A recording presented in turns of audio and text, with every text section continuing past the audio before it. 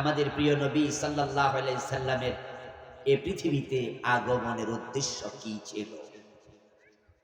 রাসূলুল্লাহকে আল্লাহ তাআলা পৃথিবীতে কেন পাঠিয়েছেন?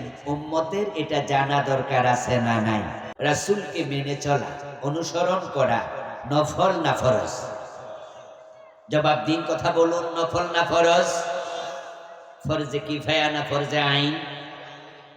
যদি রাসূলকে মেনে চলা ফরজ হয়, এবার বলুন তো, মানা আগে না জানা আগে? এলেম আগে না আমল আগে? ইয়েস, আগে এলেম, আগে জানা।